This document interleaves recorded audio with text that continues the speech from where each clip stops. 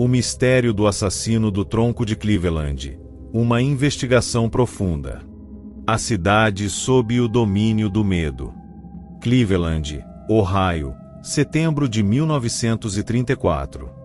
A Grande Depressão deixou marcas profundas em Cleveland. Fábricas fechadas, desemprego em massa e um aumento na criminalidade transformaram partes da cidade em zonas sombrias, onde a lei parecia não existir. Foi nesse cenário de desespero que o primeiro torso apareceu. 2 operários, caminhando próximo ao Lago Erie, avistaram um pacote embrulhado em papel pardo. Ao se aproximarem, um cheiro metálico e doce invadiu suas narinas. Quando desataram os nós, depararam-se com metade de um torso feminino, cortado com precisão quase cirúrgica. A polícia chegou rapidamente, mas não havia cabeça, braços ou pernas. Apenas um tronco mutilado, limpo de sangue, como se tivesse sido lavado antes de ser abandonado. Este seria apenas o primeiro ato de um pesadelo que duraria anos. Os primeiros corpos, a escalada da brutalidade. Vítima número 1, Florence Polillo, setembro de 1934. Idade, 42 anos. Ocupação, trabalhadora sexual. Local do corpo, margens do Lago Erie. Condição, torso decepado, pele escovada para remover marcas.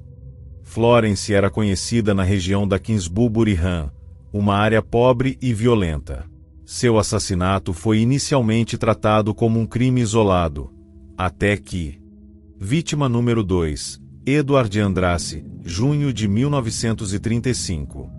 Idade, 28 anos.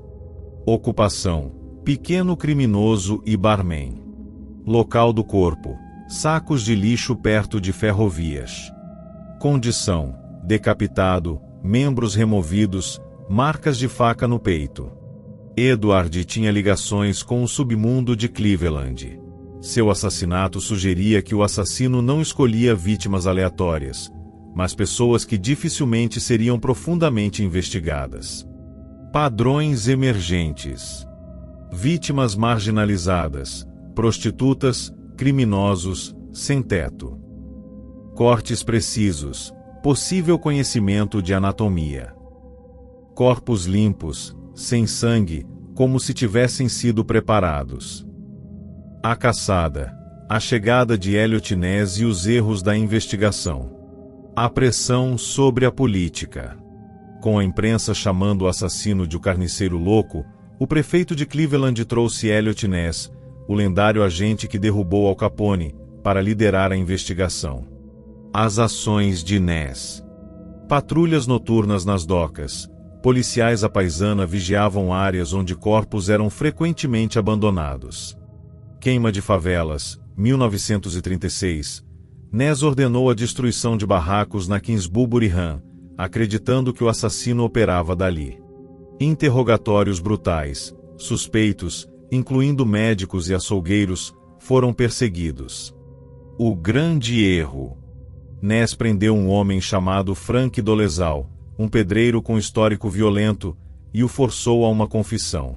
Dias depois, Dolezal foi encontrado enforcado em sua cela, um suposto suicídio que muitos acreditam ter sido um acobertamento policial. O verdadeiro assassino continuava solto. Análise psicológica do assassino. Perfil criminal, baseado em comportamento. Organizado versus desorganizado. Organizado, corpos limpos, cortes precisos, locais escolhidos a dedo. Possível profissão: médico, açougueiro, taxidermista ou alguém com treino anatômico. Motivações possíveis. Fascínio por corpos. O ato de dissecar sugere um interesse mórbido em anatomia. Raiva contra marginalizados. Todas as vítimas eram indesejáveis da sociedade. Desejo de controle. O assassino mantinha as cabeças, nunca encontradas, como troféus. Possível transtorno de personalidade. Psicopatia. Falta de empatia, meticulosidade, capacidade de se misturar na sociedade. Sadismo, prazer no ato de mutilar e exibir os corpos. Teorias sobre sua identidade. Francis Veney, médico suspeito, internado em um hospital psiquiátrico após interrogatório.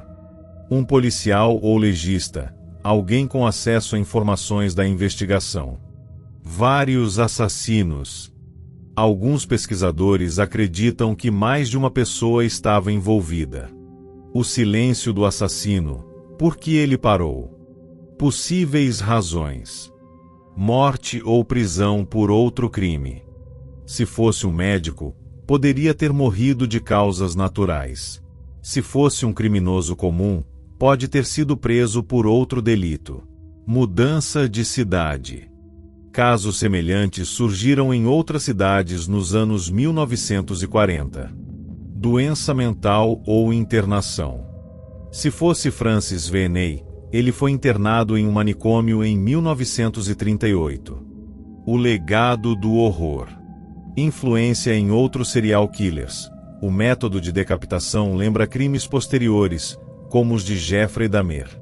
Cleveland nunca esqueceu.